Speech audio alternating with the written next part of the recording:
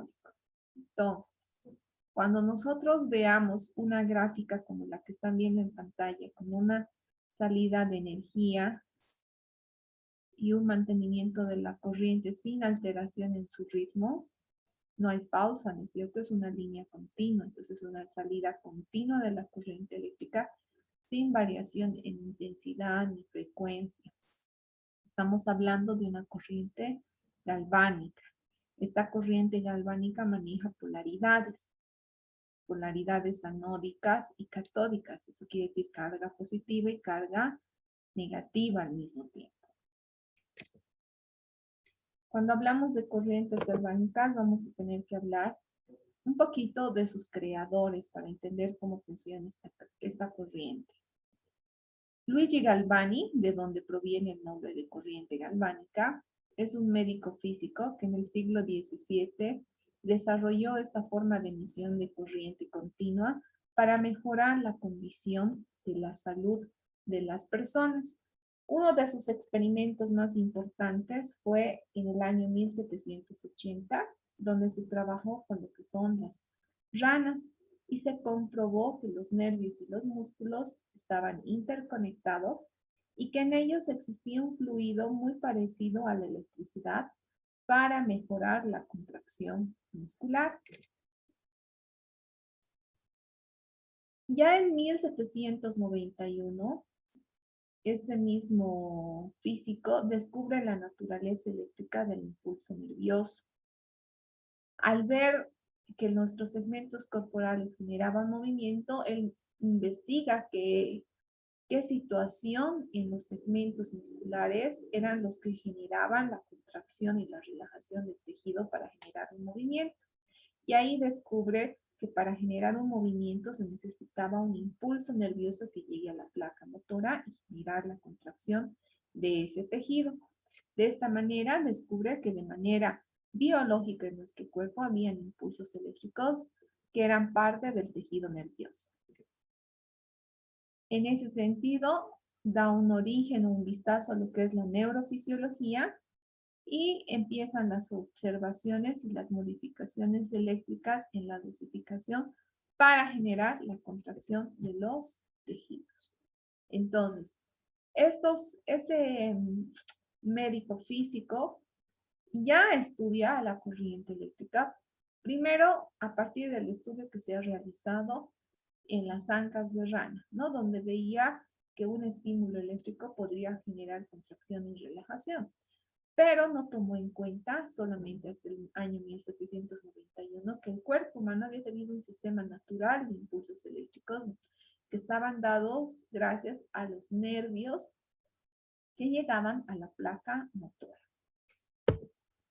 Ahora, las corrientes galvánicas, vamos a ir explicando sus características físicas para poder comprender cómo funciona esta en nuestro cuerpo. Un punto muy importante que al principio de la clase nos decía su compañero, José Carlos, es que es una corriente que tiene polaridad. Y cuando hablamos de polaridad, hay que hablar siempre de una carga positiva, de una carga negativa. ¿Cuál es el nombre de la carga negativa? Cátodo. Cátodo. Y de la positiva, ánodo, ¿no? Entonces tenemos acá dos efectos que puede lograr una corriente polar, que en este caso es la corriente galvánica. Por una parte, con el cátodo vamos a generar lo que es la reducción o degradación de ciertos agentes biológicos en nuestro cuerpo. Y por otra parte, vamos a ir también a lo que es la parte de anabolismo, ¿no? La regeneración de tejidos o la reconstrucción de ellos. Entonces, estas corrientes en su cabeza les tienen que generar la idea de que vamos a estimular y vamos a generar dos efectos fisiológicos muy importantes en el cuerpo. Ahora, esa por su característica como corriente polar. También vamos a decir que esta corriente, por su dibujito, ¿qué tipo de corriente habíamos dicho que es? ¿Qué nos explica este dibujito? Con solo ver el dibujito ustedes me tienen que decir qué tipo de corriente es. ¿Qué tipo de corriente es, chicos?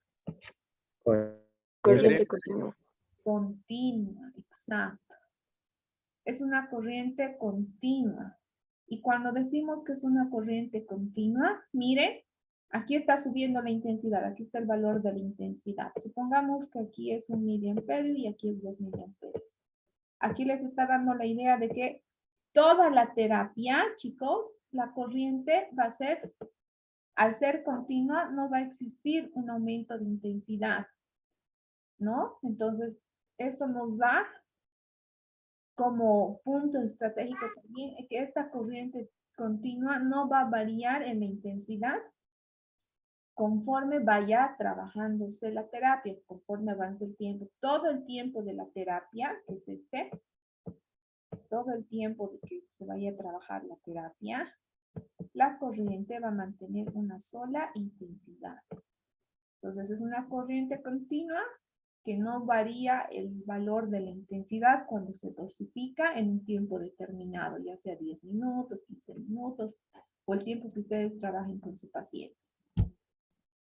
Ahora, esta corriente tiene una característica física, es generada por una tensión constante.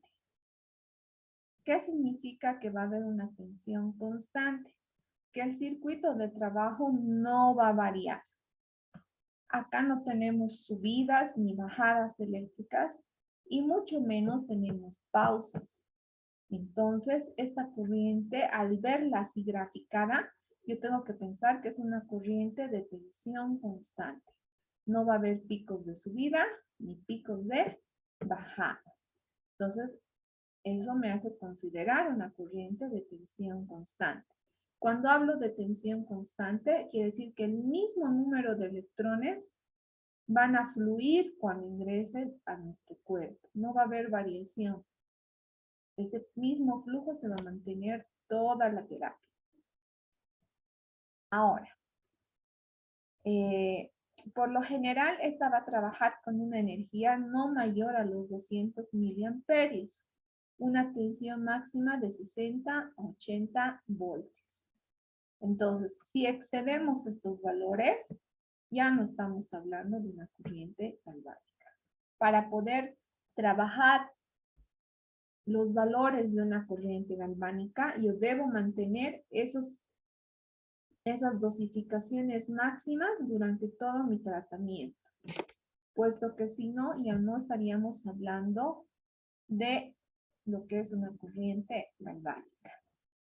Por otra parte, cuando hablamos de esta corriente, tenemos que considerar que los efectos fisiológicos que van a generar en nuestro organismo, ya sean catódicos o anódicos, se basan en el comportamiento de las disoluciones electrolíticas. ¿Qué quiere decir? ¿Alguien me puede decir qué es una disolución electrolítica, chicos? ¿Alguien es en física, en el colegio o en química, recuerdan ese término de disoluciones electrolíticas?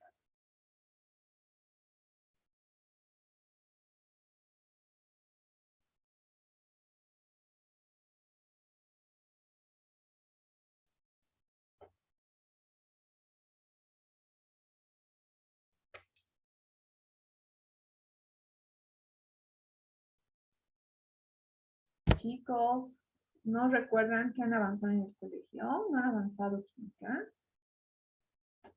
Primero vamos a ver entonces, ¿qué es una disolución? Una disolución es cuando hay una mezcla de contenido de iones que va a estar homogéneamente disuelta en una sustancia. Estas disoluciones tienen que por lo general tener un componente iónico o molecular. ¿Qué quiere decir eso? Que van a ser moléculas simples suspendidas en un sistema líquido. Ahora, ¿qué característica tiene que tener? Que tiene que ser homogénea y que tiene que tener un soluto y un disolvente. En este caso, los solutos van a ser los iones con los que nosotros vayamos a trabajar. Sodio, potasio, calcio, magnesio, etc. Y el solvente, obviamente, va a ser el líquido intersticial, el líquido intracelular. Ambos contenidos tienen que ser homogéneos, no tiene que haber un desequilibrio en la disolución. ¿A qué me refiero? Que las disoluciones con las que vayamos a trabajar tienen que tener los mismos iones de carga que vayamos a trabajar en relación al contenido líquido de este elemento. No tiene que ser ni espeso, o sea, no tiene que ser ni denso, ni tiene que ser totalmente líquido. Tiene que ser una composición homogénea. Ahora, no se olviden que los iones con los que más frecuentemente vamos a trabajar en lo que es corrientes galvánicas van a ser potasio, sodio, magnesio, calcio, entre los más utilizados y que están a nivel de lo que es el líquido intercelular en el epitelio. ¿Ya? Ahora, cuando hablamos de una disolución electrolítica, vamos a hablar de que se van a disolver en el agua, como les decía en este caso, que va a ser el líquido intersticial, una sustancia electrolítica. Cualquier sustancia electrolítica, ¿no? Que nosotros vayamos a utilizar en la recuperación de nuestro paciente. En este caso les estoy poniendo como ejemplo el cloruro de sodio. Ahora, cualquier sustancia electrolítica. Y a esta sustancia nosotros vamos a aplicarle una corriente eléctrica para descomponerla. No sé si se acuerdan, hace un momento les decía, perdón chicos, les decía hace un momento que teníamos que tener iones más simples y disueltos en nuestra disolución. Por eso se llama disolución, porque van a estar sueltos nuestros componentes iónicos. Entonces nosotros vamos a aplicar una corriente eléctrica a esta sustancia disuelta en agua para poder descomponerla. Una vez que aplicamos la corriente eléctrica, vamos a tener los iones sueltos para poder ir a restaurar o degradar el tejido que necesitemos hacer. Una vez se aplique la corriente eléctrica, ya vamos a tener el material listo para poder ser absorbido a través de la membrana celular por permeabilidad y generar la absorción del elemento necesario para el trabajo celular con la corriente galvánica. Los iones que van a quedar sueltos van a generar movimientos y son los que van a dar lugar a la corriente eléctrica. Estos electrones van a trabajar como haces para unir aquellos tejidos que necesitan o requieren la absorción de alguno de estos iones. Como ustedes saben o como deben recordar, en fisiología han debido ver que el cuerpo humano está formado por células, tejidos, líquidos, y estos van a contener gran cantidad de disolución. Van a tener una gran amplia gama de sustancias y elementos químicos en forma de iones, moléculas, partículas, obviamente cada una de estas con carga eléctrica. Desde la célula hasta tejidos más organizados tienen un tipo de carga eléctrica, ¿no? Por ejemplo, el músculo va a tener gran contenido de calcio, magnesio, potasio en sus fibras a nivel celular. En el corazón, por ejemplo, vamos a tener otros elementos iónicos que mejoren la contractibilidad del músculo liso, del músculo cardíaco en el corazón. Ahora, ¿qué son los iones? Los iones son átomos con carga eléctrica y eso es lo que nos interesa a nosotros para poder hacer la transferencia de una corriente eléctrica en nuestro cuerpo. Estos iones o átomos van a estar dispersados por todo el medio, o sea, por todos los tejidos. Y se van a asociar unos con otros por la ley de atracción, ¿no es cierto? Que habíamos visto en los primeros temas. Ahora, van a estar más asociados a los iones próximos debido a las cargas eléctricas, ¿no es cierto? Se van a succionar entre ellos. Y van a existir otros que van a emigrar hacia fuerzas eléctricas que los atrae o los repele. Entonces, va a depender de la necesidad tisular, la acción de atraerse, succionarse o repelarse. Obviamente que cuando se succionan, por lo general, es para generar una regeneración tisular, y cuando se repelan es para degradar una estructura. Ahora, nuestro cuerpo, de manera general, también han debido ver en fisiología, y hemos visto un poquito en la célula la anterior semana en patología, que tenemos contenidos proteicos, ¿no es cierto? ¿Quiénes generaban en la célula las proteínas, chicos? ¿Recuerdan? ¿Quiénes nos daban proteínas a nivel celular? Chicos, ¿quiénes daban? ¿Con quién estoy pasando clases? Creo que nadie está atento. Nadie está estudiando, ¿no? ¿Qué organelo celular construye proteínas?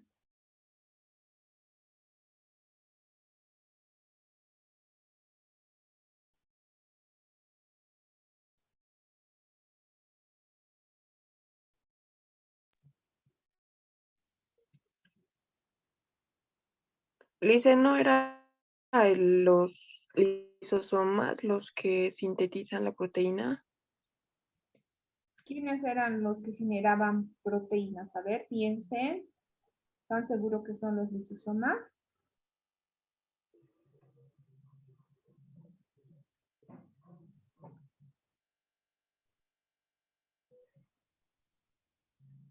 No Los se ribosomas. olviden. ¿Quién generaba proteínas? Los ribosomas, chicos. Los ribosomas crean proteínas y el aparato de Golgi los distribuye a toda la célula. Nosotros, cuando utilizamos corriente galvánica, cuando necesitamos regenerar tejidos, estimulamos a nivel celular para que los ribosomas produzcan las proteínas necesarias en la reconstrucción celular y sean debidamente distribuidas para esa reparación rápida. Entonces, nuestro cuerpo, al tener la característica de sintetizar de manera natural contenidos proteicos, sales a nivel del líquido intersticial, ácidos a nivel de lo que son las estructuras gastrointestinales, bases también a nivel de lo que es hígado y páncreas, vamos a poder cumplir todas nuestras funciones naturales y generar reacciones químicas cuando apliquemos la corriente eléctrica. Si alguna sintetización de estos productos que les estoy mencionando se ha inhibido, ha bajado en nuestro cuerpo, yo cuando le aplique una corriente galvánica, cuando yo aplique mi corriente galvánica a los sistemas celulares que quiero estimular, voy a poder generar otra vez un equilibrio de la distribución de estos componentes. O caso contrario, cuando está habiendo una sobreproducción que me genere ya también daño tisular, entonces lo que yo también voy a hacer es generar otra vez un equilibrio con la aplicación de una de las corrientes, ya sea si quiero generar un efecto catódico o un efecto anódico. Pero para saber todo esto, yo no me tengo que olvidar las funciones de la célula. ¿Qué está pasando, chicos? No debo olvidarme las funciones celulares. Y ahora les voy a tomar, ya que estamos en esta parte, un breve repaso. Vamos a ir preguntando. Acabo de decirles que los ribosomas son los que se encargan de fabricar o de sintetizar proteínas a partir de lo que eran los elementos suspendidos en el citoplasma. Les acabo de decir que el aparato de Golgi es quien va a repartir y distribuir de manera más equilibrada la proteína a nivel celular. ¿Cuál era la función del retículo endoplasmático, Rudy? Habíamos visto que había uno rugoso y uno liso. ¿Cuál era la función del retículo endoplasmático? Sintetizaban también.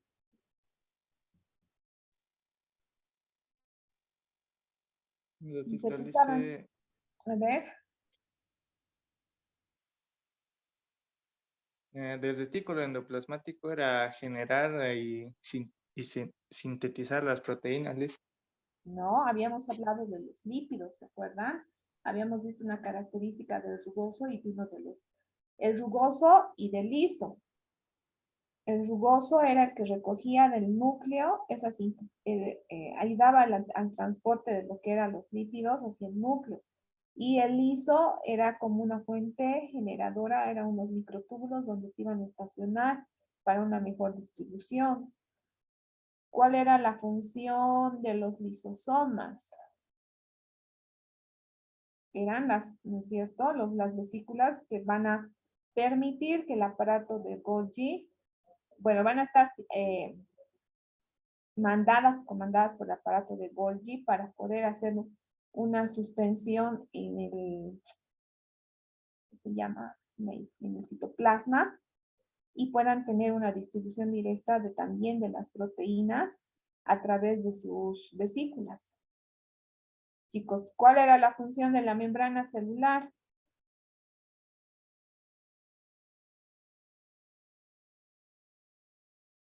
¿Cuál era la función de la membrana celular?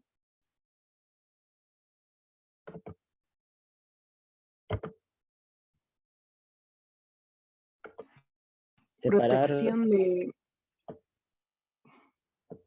¿Cuál era? A ver, la función. una de las funciones era la de protección de lo que, de intracelular, de los líquidos y componentes que se encuentran dentro de la célula. Ya tiene una función de protección. ¿Cuál es la otra función?